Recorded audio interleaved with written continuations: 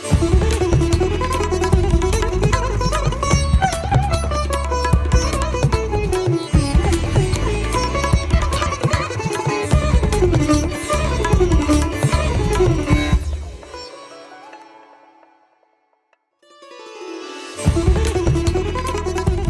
श्री साई राम। साई प्रेम वाणी के हमारे आज के प्रसारण में आप सबका हार्दिक स्वागत है। आज हम आप सबके लिए लेकर आए हैं सुमधुर कार्यक्रमों की मनमोहक श्रृंखला। आज के प्रसारण में आप भजन शिक्षा के अंतर्गत एक सुमधुर भजन गायन सीखेंगे। तो चलिए कार्यक्रम का शुभारंभ करते हैं।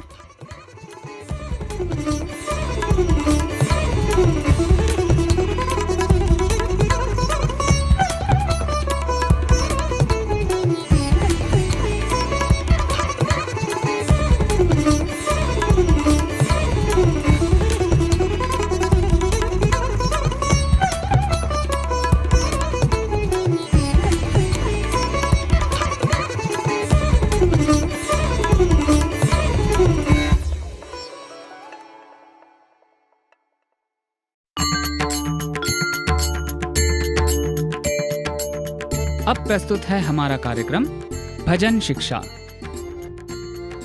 कक्षा में प्रस्तुत हैं भगवान बाबा के प्रिय भजन गायकों में से एक श्री रवि कुमार सर एवं श्री अनिरुद्ध श्रीनिवासन जी।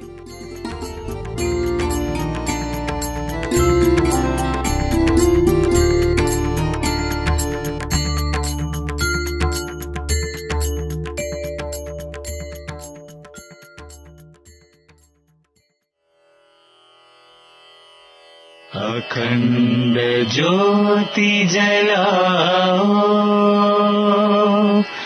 साई मन मंदिर में।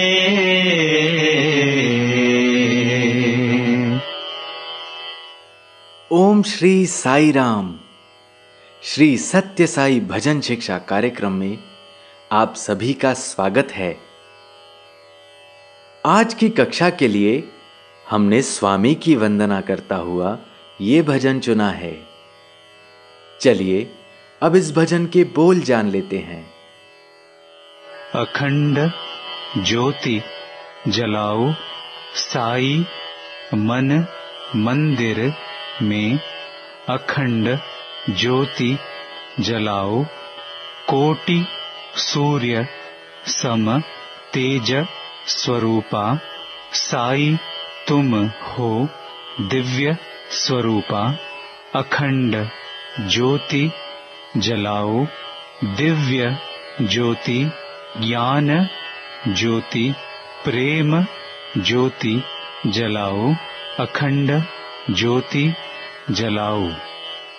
आज की कक्षा के लिए इस भजन को ई पंचम श्रुति में गाया जा रहा है, जिसे थ्री पंचम या सफेद तीन का पंचम भी कह सकते हैं।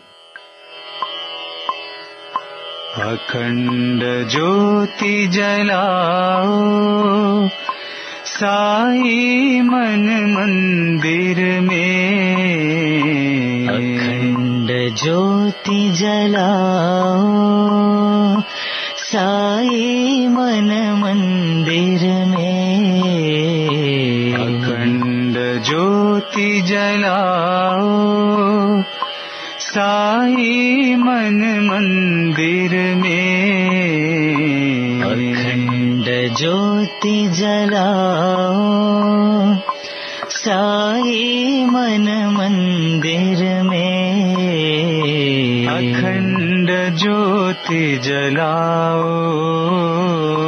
अखंड ज्योति जलाओ। अखंड ज्योति जलाओ। अखंड ज्योति जलाओ। कोटि सूर्य सम तेज स्वरूपा कोटि सूर्य सम तेज स्वरूपा कोटि सूर्य सम तेज स्वरूपा कोटि सूर्य सम तेज स्वरूपा साई तुम हो दिव्य स्वरूपा साई तुम हो दिव्य स्वरूपा साई तुम हो दिव्य स्वरूपा साई तुम हो दिव्य स्वरूपा अखंड ज्योति जलाओ अखंड ज्योति जलाओ अखंड ज्योति जलाओ अखंड ज्योति जलाओ दिव्य ज्योति ज्ञान ज्योति प्रेम ज्योति जलाओ दिव्य ज्योति ज्ञान ज्योति प्रेम ज्योति जलाओ दिव्य ज्योति ज्ञान ज्योति प्रेम ज्योति जलाओ दिव्य ज्योति ज्ञान ज्योति प्रेम ज्योति जलाओ अखंड ज्योति जलाओ अखंड ज्योति जलाओ अखंड ज्योति जलाओ अखंड ज्योति जलाओ अखंड ज्योति जलाओ साई मन मंदिर में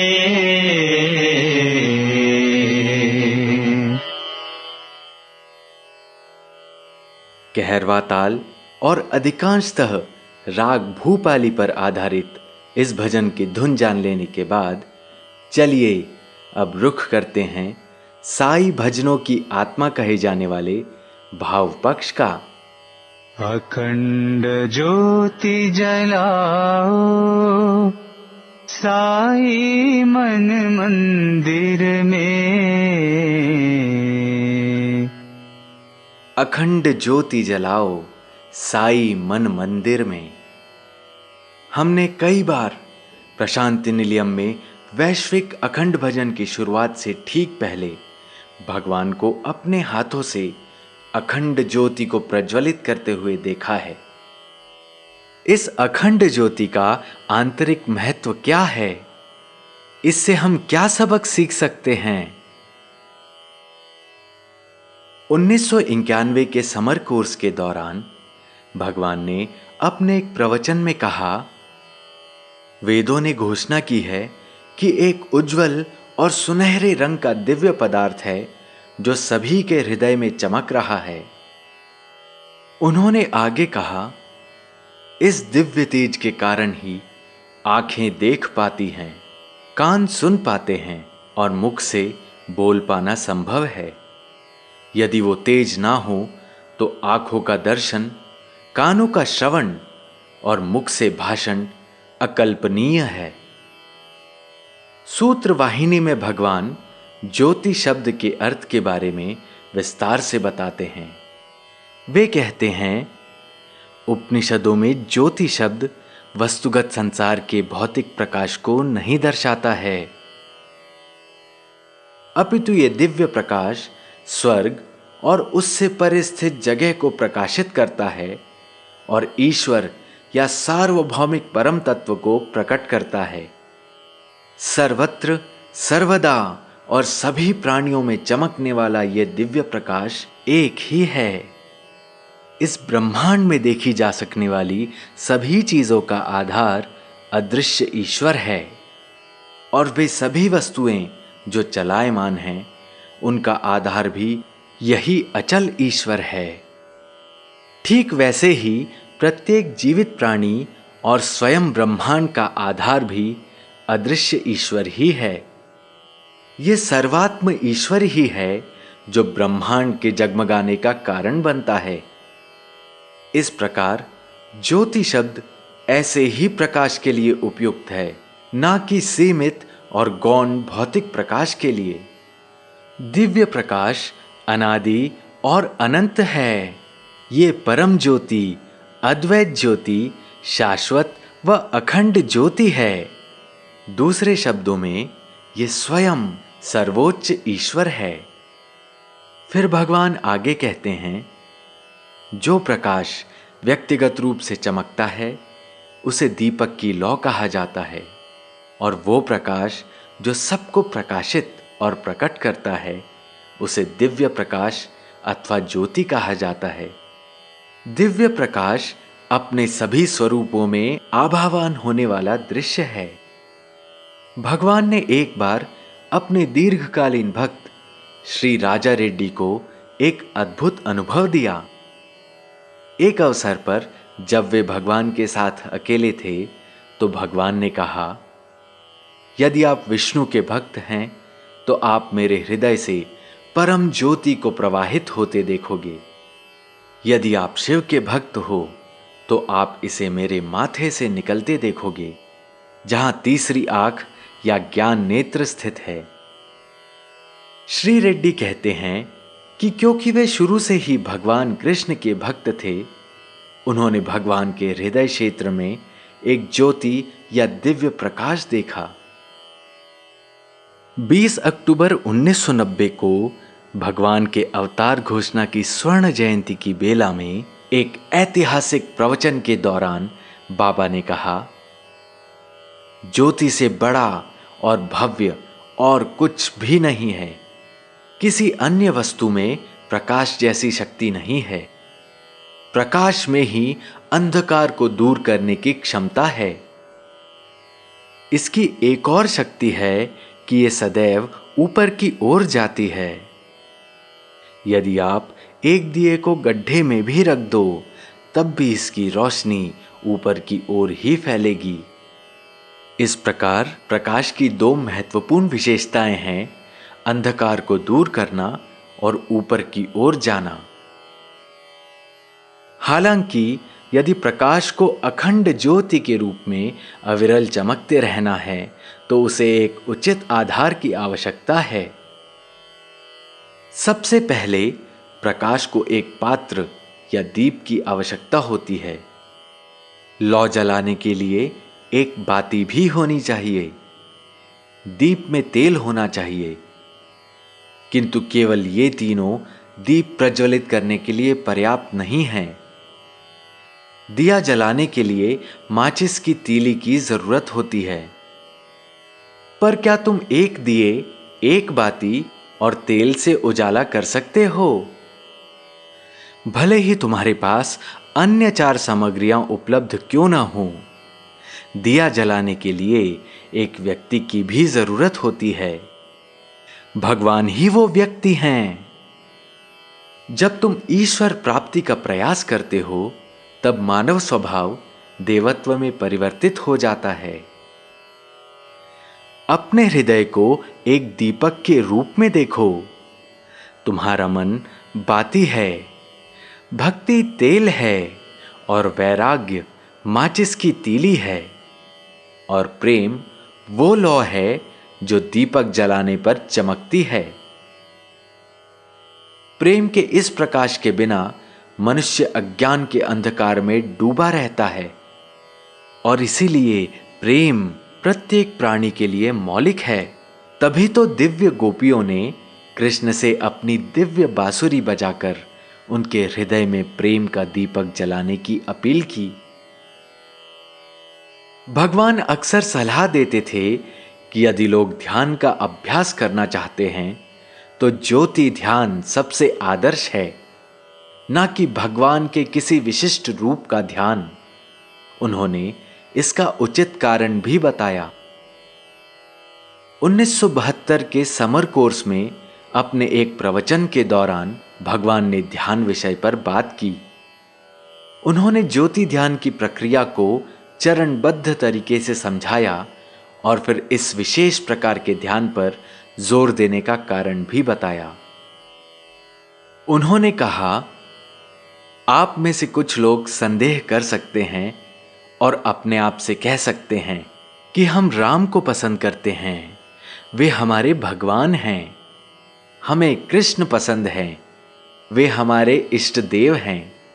हमें स्वामी भाते हैं, वे हमारे प्रभु हैं। हमें इनमें से किसी एक रूप को चुनकर उस पर ध्यान क्यों नहीं करना चाहिए? हमें प्रकाश की लौ को देखकर ध्यान क्यों करना चाहिए? स्वामी ने इसका बहुत ही सुंदर उत्तर देते हुए कहा, एक आकार या विशेष रूप स्थायी नहीं होता है, उसमें परिवर्तन होते रहते हैं, वह भी क्षणभंगुर है। यह उचित नहीं है कि आप अपना ध्यान किसी ऐसी वस्तु पर लगाओ जो बदल जाए या जो स्थायी ना हो। आपके पास कुछ ऐसा होना चाहिए जिसमें परिवर्तन ना हो। इसीलिए आपको ज्योति को ध्यान का माध्यम बनाना है। ज्योति के कारण आपके ध्यान में कोई बदलाव नहीं आता है। आप निश्चित रूप से उसमें उस रूप की कल्पना कर सकते हैं जो आपको पसंद है या जिनकी आप प्रार्थना करना चाहते हो। ऐसा करने में कुछ भी गलत नहीं है। एक रूप में हमेशा वृद्धि और क्षय होता रहता है। इसके विपरीत यदि हमारे पास एक स्थान पर ज्योति या प्रकाश है तो इससे कोई फर्क नहीं पड़ता कि वहां कितने लोग आते हैं और इस एक ज्योति से अपने दीपक जलाते हैं। ये ज्योति ना तो थोड़ी सी भी घटने वाली है और ना ही क्षीण होगी। ऐसी पहली ज्योति स्रोत या अखंड ज्योति कहलाती है और जो लोग आते हैं और इससे अपने दीपक जलाते हैं उन्हें जीवन ज्योति कहा जाता है। इतनी सारी जो जीवन ज्योतियां हैं उन सभी की शुरुआत एक अखंड ज्योति से ही हुई है।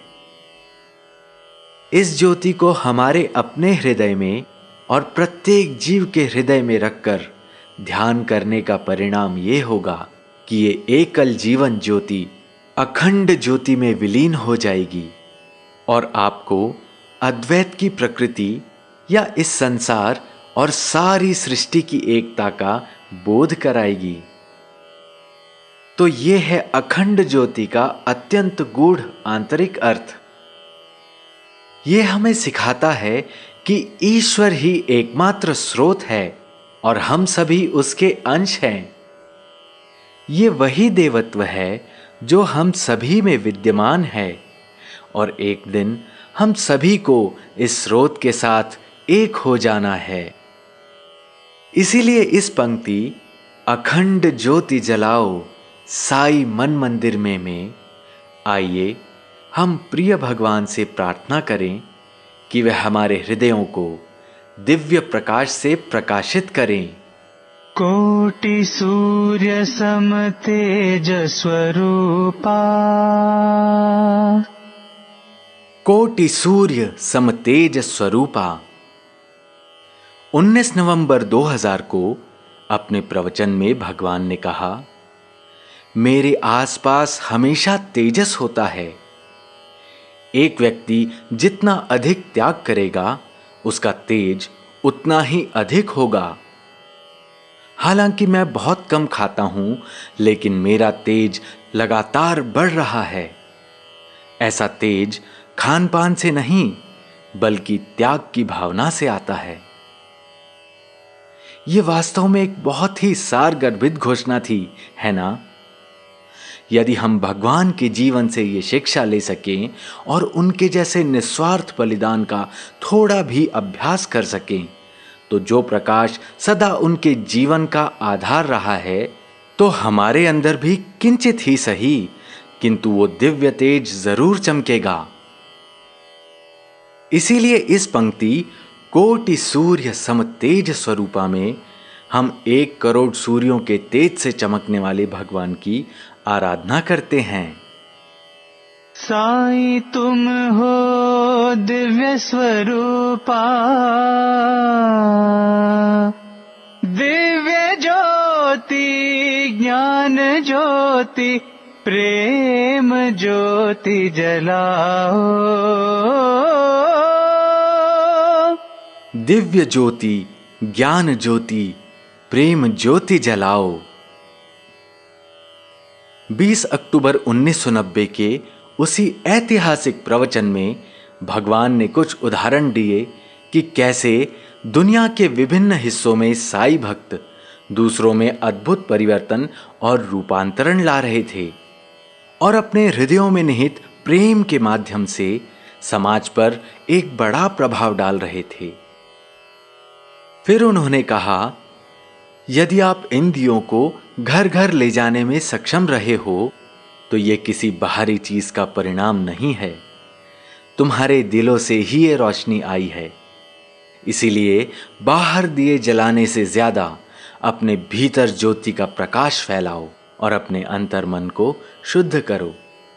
सभी सत्य साई संगठनों को प्रेम से ओतप्रोत हो जाना चाहिए। विभाजनकारी शक्तियों के लिए कोई स्थान नहीं होना चाहिए। जाति और पंथ के अंतर को पूरी तरह त्याग दिया जाना चाहिए। समुदाय में व्यक्ति को उसके चरित्र के वैशिष्ट्य से ही पहचाना जाना चाहिए। प्रेम को विश्वास का आधार बन जाना चाहिए। नैतिकता ही एक समुदाय की प्रकृति को निर्धारित करती है। आप किस समुदाय से हैं, इस सवाल का जवाब होना चाहिए, मैं नैतिक समुदाय से संबंधित हूं। यदि कोई तुमसे तुम्हारा धर्म पूछे तो घोषणा करो कि प्रेम ही मेरा धर्म है। भगवान आगे हमें उस कालातीत आदेश के बारे में बताते हैं जिसका पालन करने के लिए वे हम सभी को निरंतर प्रोत्साहित करते रहते हैं। जैसे हम बाहरी दुनिया में दीपक जलाते हैं, वैसे ही हमें इसके गहरे आंतरिक महत्व को समझना चाहिए और अपने भीतर के लोगों को शुद्ध करना चाहिए, ताकि हम हर कण में और अपने आसपास सभी लोगों में एक ही दिव्यता का अनुभव कर सकें। ऐसा करने से हम जाति, पंथ, राष्ट्रीयता, धर्म इत्यादि के किसी भी अंतर के बिना अपने प्रेम को सभी के साथ साझा करने में सक्षम होंगे। अब मैं आपके साथ एक सुंदर अनुभव साझा करता हूं, जिसे यूनाइटेड किंगडम में भारत के पूर्व उच्चायुक्त और भगवान के लंबे समय से भक्त रहे श्री महाराज कृष्ण रसगोत्रा ने साझा किया था। ये अनुभव नवंबर 2009 के सनातन सारथी के एक विशेषांक में भी प्रकाशित हुआ था। श्री रसगोत्रा जुलाई 1972 में भगवान से पहली बार मिले और तब से ही उन्हें भगवान की अलौकिक शक्तियों के कई व्यक्तिगत अनुभव हुए। लेकिन उनका कहना है कि भगवान की दिव्य प्रकृति का सबसे आश्चर्यजनक रहस्योद्घाटन उन्हें 23 जून 2009 को हुआ था। उस दिन सुबह श्री रसगोत्रा ने प्रशांति निलयम के बाहरी बरामदे में अपनी कुर्सी लगा ली। तब सब कुछ सामान्य ही लग रहा था।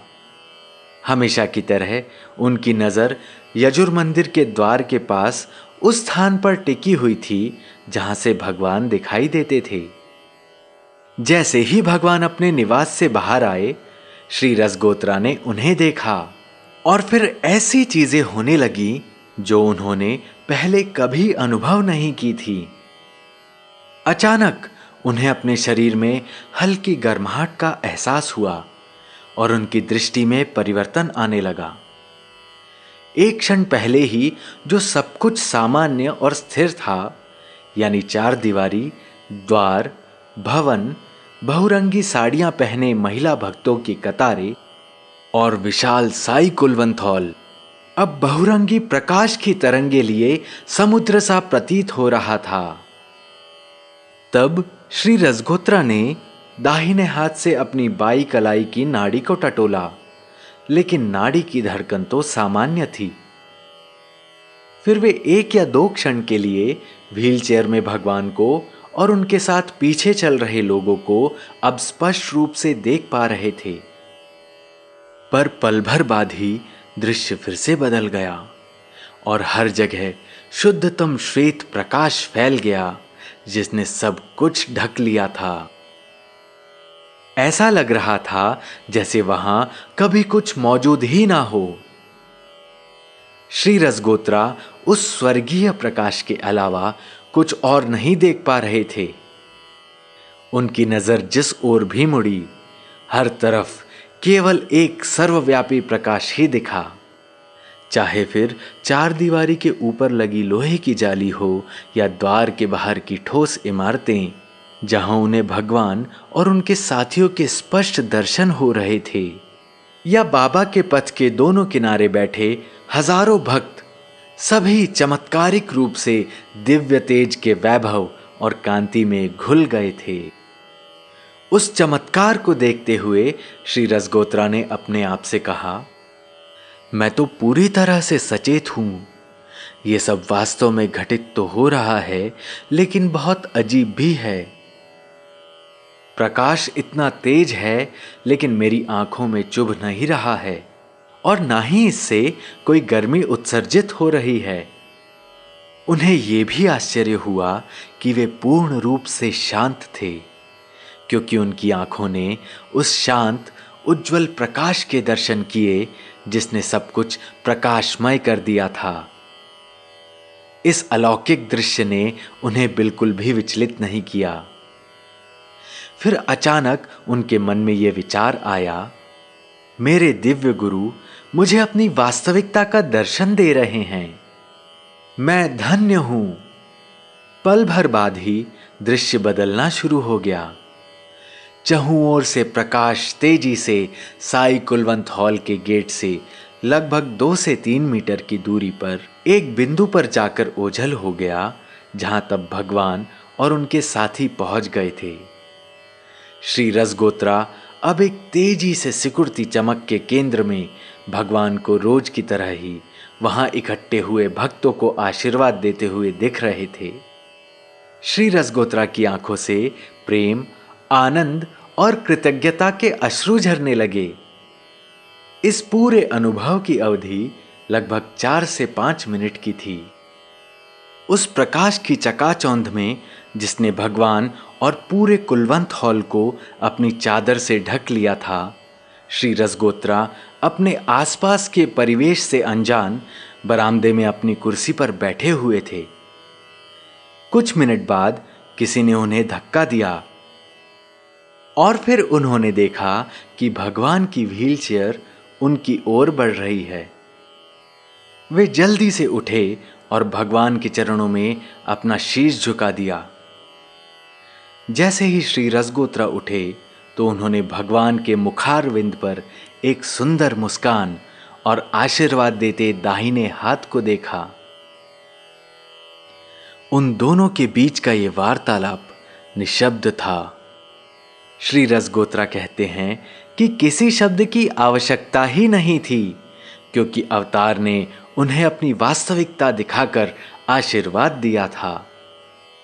जब श्री रसगोत्रा ने इस घटना को याद किया और 2 सप्ताह बाद इसके बारे में लिखा, तो उनके मन में एक प्रश्न उठा। उन्होंने सोचा, भगवान ने वास्तव में मुझे अपनी वास्तविकता का एक दर्शन दिया था, किंतु क्या मेरे नेत्रों के समक्ष छाई उस चित्रावली से संबंधित और कोई संदेश नहीं था?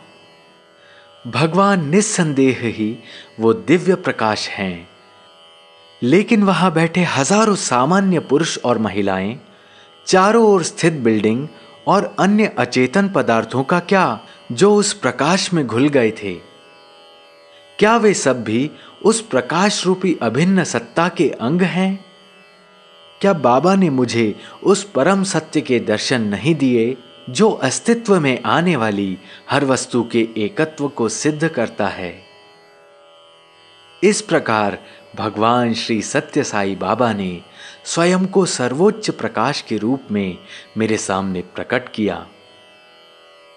धन्य है हम सभी जिन्होंने पृथ्वी पर साई काल में जन्म लिया है। इसीलिए इस पंक्ति दिव्य ज्योति, ज्ञान ज्योति, प्रेम ज्योति जलाओ में हम सर्वोच्च दिव्य प्रकाश, ज्ञान की ज्योति और शुद्ध अप्रतिबंधित प्रेम के स्रोत को श्रद्धापूर्वक नमन करते हैं। हम प्रार्थना करते हैं कि वे हमें भी ऐसी दिव्य ऊंचाइयों तक ले जाएं, ताकि हम उस एकता को समझ सकें जो सारी सृष्टि में व्याप्त है।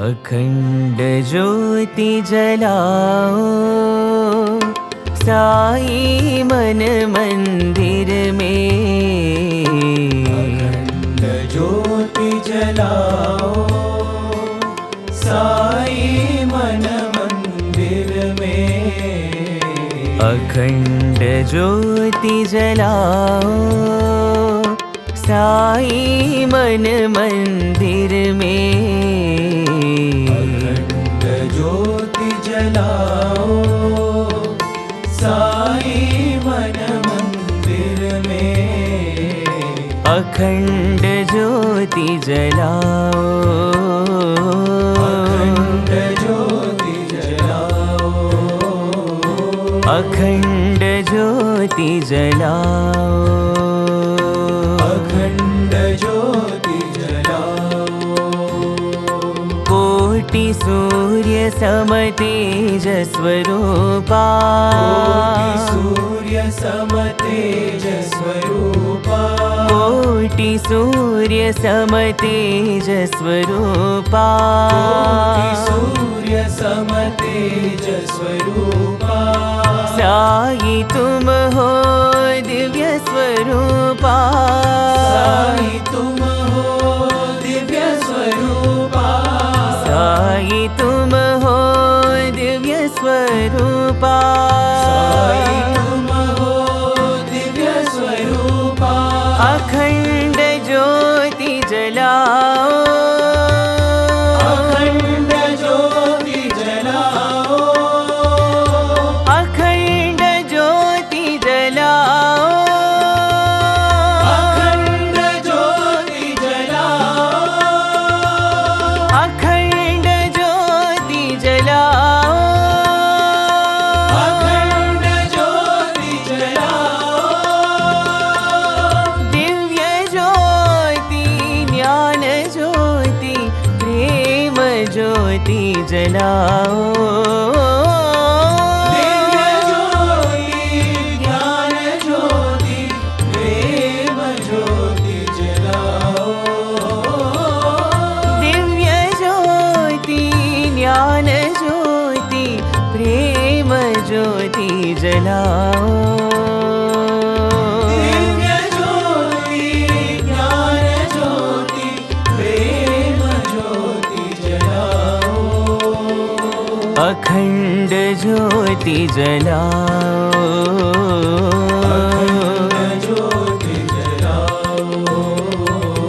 अखंड ज्योति जलाओ, अखंड ज्योति जलाओ, अखंड ज्योति जलाओ साई मन मंदिर में, अखंड ज्योति जलाओ साई मन मंदिर में, अखंड ज्योति जलाओ, अखंड ज्योति जलाओ, कोटि सूर्य सम तेज स्वरूपा, कोटि सूर्य सम तेज स्वरूपा, साई तुम हो दिव्य स्वरूपा, साई तुम हो दिव्य स्वरूपा, अखंड ज्योति जलाओ, अखंड ज्योति जलाओ, अखंड ज्योति जलाओ,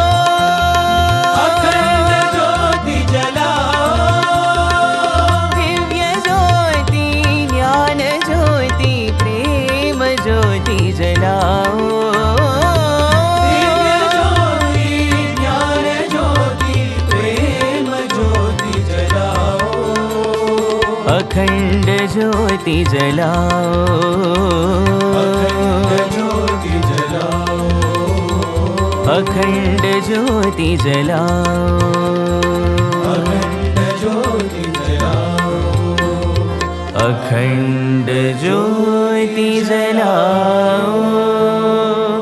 साईं मन मंदिर में अखंड ज्योति जलाओ।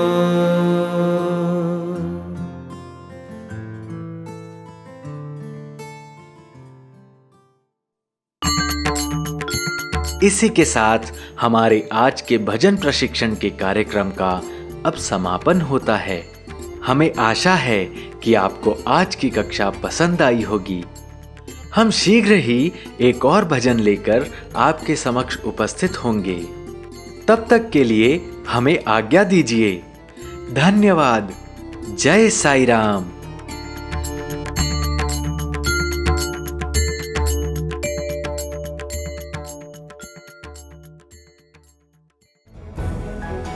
प्रेम रस से सराबोर साई प्रेम वाणी का ये प्रसारण यहीं समाप्त होता है।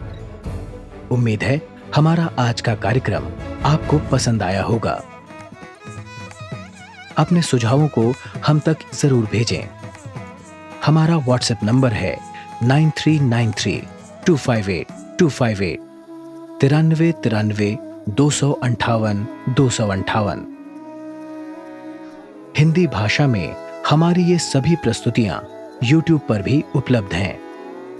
इन्हें वहां देखने या सुनने के लिए हमारे YouTube चैनल को सब्सक्राइब करें और कमेंट बॉक्स में अपने सुझाव देना ना भूलें। भक्तगण जिस प्रकार गंगा जी का जल गंगा जी से लेकर गंगा जी में ही खड़े रहकर गंगा जी को ही अर्पित करते हैं, उसी प्रकार हे स्वामी, आपकी प्रेरणा और नियंत्रण में बना ये प्रसारण आपको ही समर्पित है। हम आपसे ऐसे ही शुभ अवसर पाते रहें, इसी कामना के साथ ये प्रसारण समाप्त करते हैं। धन्यवाद और सप्रेम साईं राम।